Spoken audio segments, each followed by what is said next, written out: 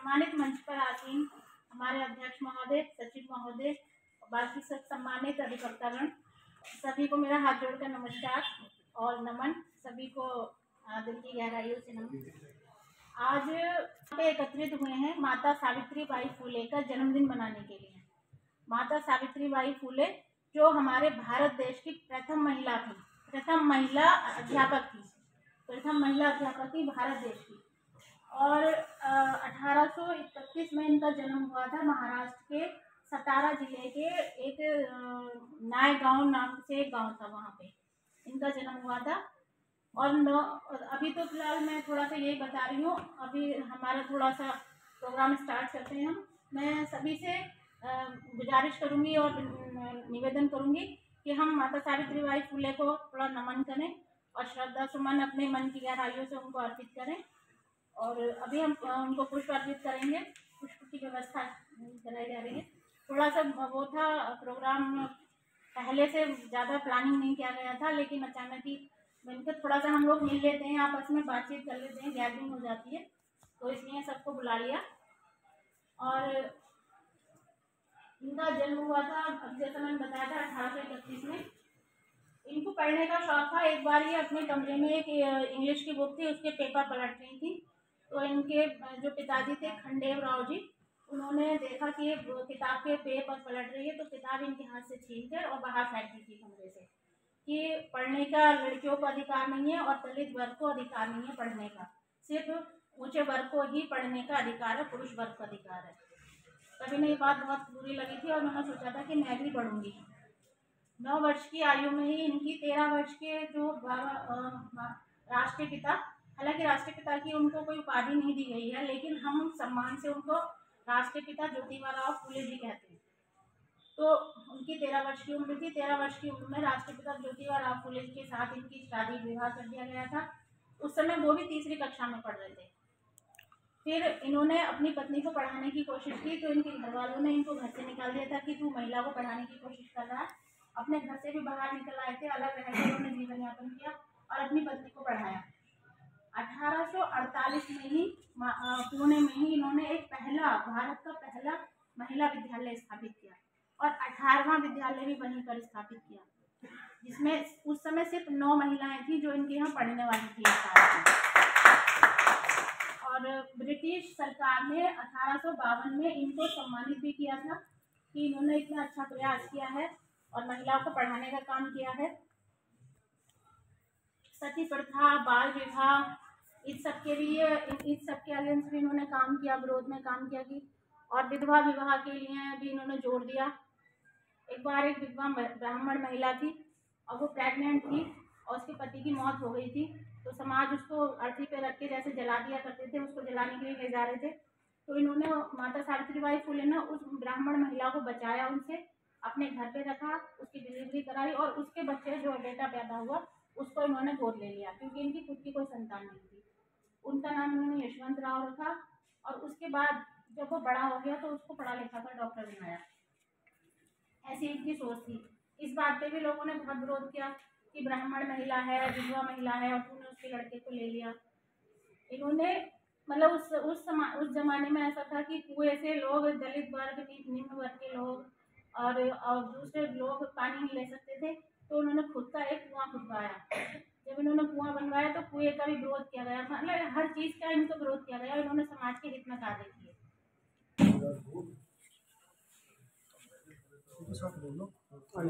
समझ ले लो।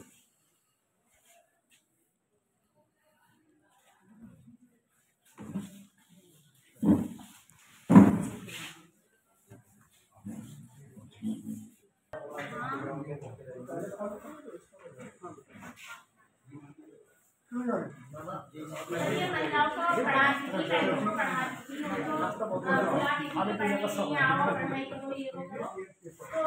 और समाज में इनकी समाज की महिलाएं थी, ब्राह्मण समाज की महिलाएं थी, बाकी समाज की जो महिलाएं थी वो इन पर हंसती थी। वो कहती थी कि कैसी पागल औरत है, खुद भी पढ़ रही है और कोई पढ़ाने के लिए क्या है। तो जो उन्होंने विद्यालय खोला था, जब अपने घर से और उस विद्यालय पढ़ाने के लिए जाया करती थी, तो लोग इस पे रास्ते में कीचड़ फेंक दिया करते थे, ईंट पत्थर मारते थे। तो ये क्या क्या करती थी, उनका ग्रोथ तो ज़्यादा कर नहीं सकती थी, रोज रोज ग्रोथ करना, अपने थैले में एक जोड़ी कपड़े एक्स्ट्रा रख के ले जाया करती थी। अब वहाँ कॉलेज पहुंची, अपने विद्यालय पहुंची, अपने कपड़े बदले और अपना अध्यापन कार्य शुरू किया। बहुत बढ़िया। ऐसे ही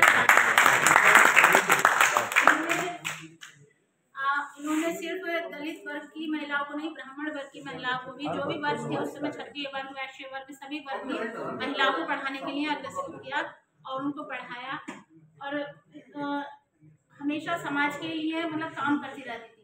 एक बार उनके प्लेग चल रहा था, प्लेग के समय इन्होंने अध्यक्ष महोदय संजय शर्मा जी से मैं सचिव महोदय या नवनिर्वाचित अध्यक्ष महोदय अगर हमें अपने विचारों से प्रस्तुत करेंगे तो हमें हर्ष होगा।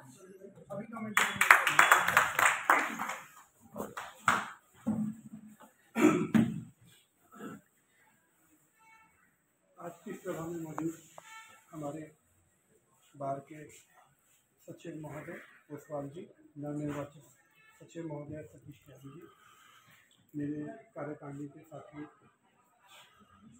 और बहनों, आज सावित्रीबाई फुले जी का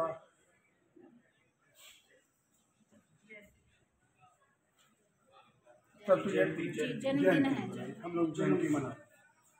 डॉक्टर नीलम जी ने बहुत बातें उनके विषय में बताई हैं, उनका जन्म, उनकी मृत्यु, उनका विवाह हुआ, उन्होंने जीवन में क्या क्या किया, उन्होंने महिला शिक्षा के लिए एक अलग क्रांति की अलग जलाई, उन्होंने पहला महिलाओं के लिए स्कूल स्थापित किया, पहली महिला शिक्षिका थी। और आज हमें देखकर ये खुशी होती है कि हमारे बीच में कितनी महिलाएं हैं जो लगातार समाज में काम कर रही हैं, हर क्षेत्र में काम कर रही हैं, और मैं समझता हूँ कि ये इस सब की जनक सावित्रीबाई फुले जी को ही मैं आप सबके बीच में मैंने आपके साथ पुष्पांजलि अर्पित की है, और मेरा ये प्रयास रहेगा कि सावित्रीबाई फुले जी की जो उनका महिलाओं को लेकर सोचना था, महिलाओं के विषय में सोचना था, वो सारी महिलाएं उसमें सोचें, इसी विषय पे आगे बढ़ें, काम करें, अपने आने वाली महिलाओं के लिए, उनकी रक्षा के लिए, उनके अधिकारों के लिए और उनको जीवन में आगे बढ़ने के लिए उनको प्रेरित करें। आदरणीय मंच और मेरे सभी सम्मानित अधिवक्तागण साथियों, सभी को मेरा नमस्कार, आदाब, सत श्री अकाल, आपका धन्यवाद। आज हम माता सावित्रीबाई फुले का जन्मदिन मनाने के लिए और उन्हें पुष्पांजलि पुष्प अर्पित करने के लिए और उनसे कुछ सीख लेने के लिए आज हम इस बार सभागार में उपस्थित हुए हैं। देखिए, जितने भी हम महापुरुषों को याद करते हैं तो वो हम फॉर्मेलिटी नहीं निभा रहे होते हैं, जो उन्होंने कार्य किए हैं उसको वास्तविकता में अमल करने के लिए हम यहाँ एकत्रित होते हैं कि उन्होंने अपने जीवन में क्या क्या योगदान दिया हमारे समाज को उत्थान करने के लिए और हमारे लिए प्रेरणा के स्रोत हैं। तो आज उनको याद करने का मकसद यही है, क्योंकि उन्होंने जो काम किए हैं वो ये नहीं हुआ कि वो काम करके बैठ गए, वो आज भी वो जरूरत बरकरार है। अगर हम आज उसको नहीं जीवित करेंगे तो वो काम फिर ऐसे ही रहेंगे। जैसे हम खेत पे खेती करना छोड़ देते हैं तो धीरे धीरे उसमें घास फूस उगाते हैं और वो बंजर भूमि हो जाती है। तो ये खेत पटेला और ये सब रेगुलर चलने वाला प्रोसेस है जो कभी एंड नहीं हो सकता जब तक प्रलय नहीं आएगी। तो हम सिर्फ ये ना मान लें कि हम इकट्ठे हुए हैं, पुष्पांजलि हमने अर्पित की पुष्प और बस चले गए। उनके योगदान को हमें हमेशा याद रखना चाहिए और समाज में हमेशा बुराइयां फैलती रहेंगी, उनको मिटाना हमारा काम, रेगुलर प्रोसेस चलता रहेगा हमेशा। तो समाज के जितने भी सुधारक हुए हैं अपने अपने वर्ग क्षेत्रों में उन्होंने अनेक काम किए हैं, बहुत तरीके से काम किए हैं। ये एक ही फील्ड नहीं है, हर फील्ड में बड़े बड़े महापुरुषों ने काम किए हैं। हम सारे इतने इंटेलेक्चुअल लोग हैं, जानते हैं, हमें पढ़ना चाहिए उन लोगों को पूरी तरीके से। वी ऑल आर इक्वल और हमें कभी भी किसी को डिग्रेड नहीं करना चाहिए, डिसरेस्पेक्ट नहीं करना चाहिए, चाहे वो कोई भी हो, एनीवन। अगर हम किसी को डिसरेस्पेक्ट करते हैं तो इसका मतलब हम अपनी रेस्पेक्ट अपने आप में खुद नहीं करते हैं। हम अगर अपना सम्मान करना जानते हैं, हम आत्मसम्मान अगर हमारे अंदर बाकी है तो हम किसी को डिसरेस्पेक्ट नहीं कर सकते, चाहे वो हमारा दुश्मन हो, मुखालिफ हो, कुछ भी हो, नथिंग। हम अपना सम्मान बरकरार रखने के लिए दूसरों को सम्मान हमें देना ही पड़ेगा। ये मेरा महोदय, सचिव महोदय, उपस्थित सभी अधिवक्तागण, आज हम माता सावित्रीबाई फुले का जन्मदिन मना रहे हैं और इसलिए मना रहे हैं कि उन्होंने बहुत कुछ किया है। याद उसी को किया जाता है जिसका योगदान होता है, और किन परिस्थितियों में उसने प्रथम महिला शिक्षक वो बनी है, तो बहुत बड़ी बात है। हमारा काम है उन्हें पढ़ें, उनकी जरूरत आज भी है। पढ़ेंगे तो पता चलेगा किन परिस्थितियों में बने। हमारी तो परिस्थितियाँ बहुत अच्छी हैं, फिर भी हम लोग पीछे वालों को पढ़ते नहीं हैं, केवल फॉर्मेलिटी पूरी करते हैं। तो पढ़ें, सीखें और आगे बढ़ें। Thank you. नीलम जी की सोच इससे पहले कभी भी बार एसोसिएशन जनपद अमरोहा में महिला अधिवक्ता काफ़ी रही, लेकिन किसी ने भी इस साहस नहीं किया किसी भी प्रोग्राम को करने का, चाहे वो छोटा हो या बड़ा हो। जब से ये आई हैं, इन्होंने महिला सशक्तिकरण के में एक इकट्ठा करना, पुरोने का काम किया है महिलाओं को।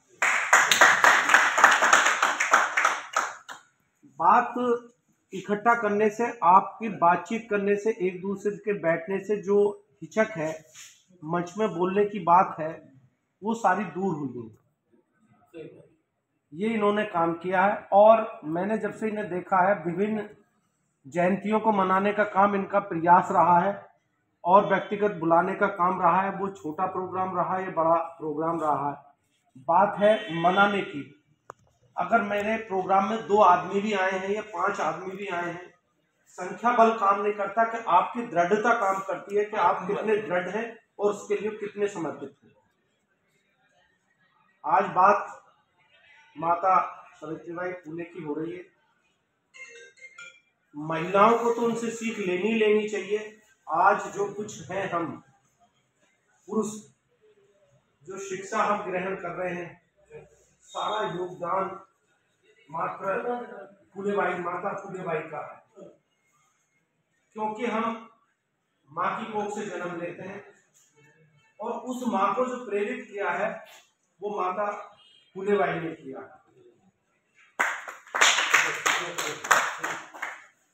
तो अभी मैं इसी क्रम में इसने लता सागर जी को बुलाती हूँ मंच पे कि वो अपने विचारों से हमें अवगत कराएं।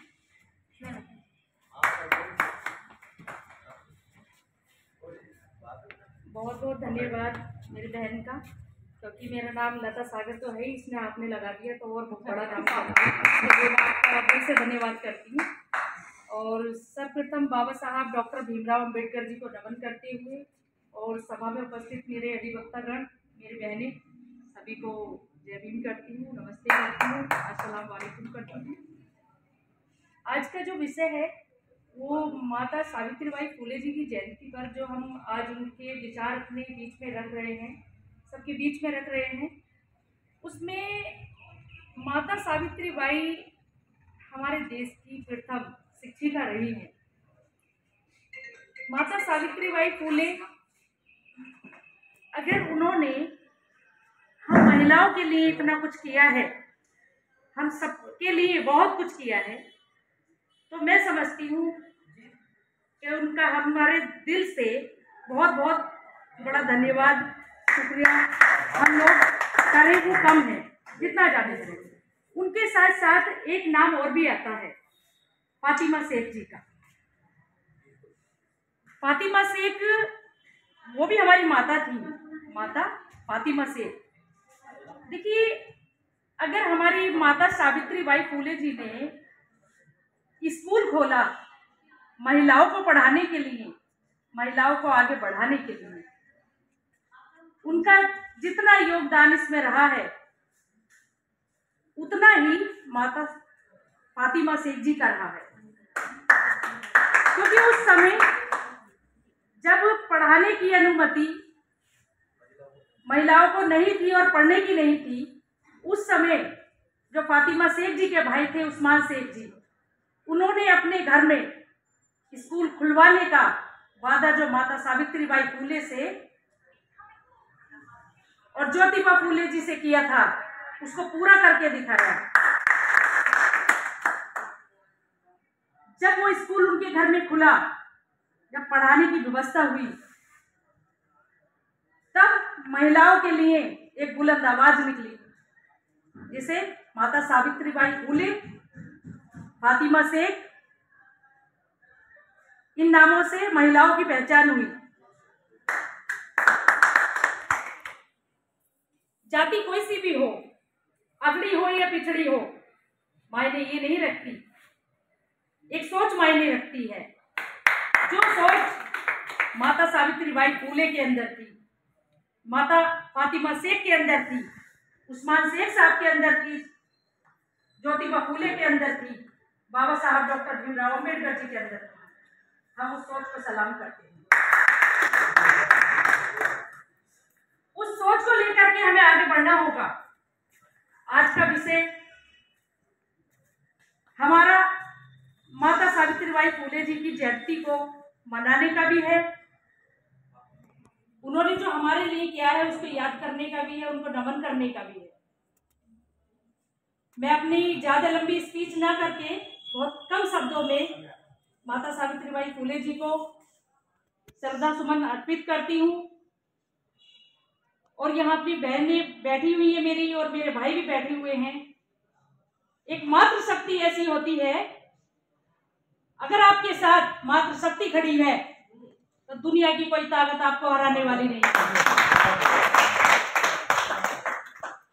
और मातृशक्ति आपकी बहन हो सकती है, आपकी माँ हो सकती है, आपकी पत्नी हो सकती है, आपकी बेटी हो सकती है। मैं आप लोगों से एक गुजारिश करूंगी, जो माता सावित्रीबाई फुले ने हमें मान सम्मान दिया है, तो अपने भाइयों से कहना चाहूंगी कि वो हमारा बरकरार रखें। हमें कुछ नहीं चाहिए, आप लोग मान सम्मान देंगे, हमारे लिए वही बहुत बड़ी बात है। मैं अपनी वाणी को विराम देते हुए प्रण लेते हैं आगे। प्रण आपको लेना होगा, बहुत बढ़िया। प्रण आपको लेना होगा, महिलाओं की आवाज बुलंद करने का प्रण आपको लेना होगा। हम संकल्पित है पूरी तरीके से। मैं तो आपसे गुजारिश कर सकती हूँ कि अपनी बहनों का मनोबल बढ़ाइए।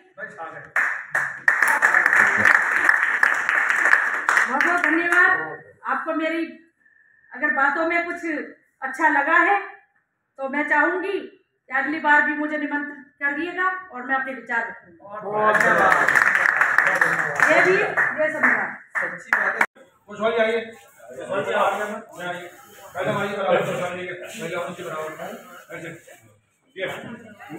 तो आने का भी ना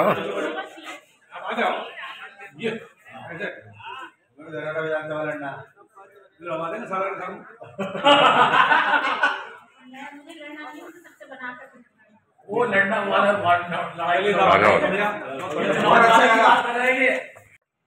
सर्वर ब्लॉग को वीडियो पसंद आए तो लाइक कर देना और चैनल को सब्सक्राइब कर देना। Thank you.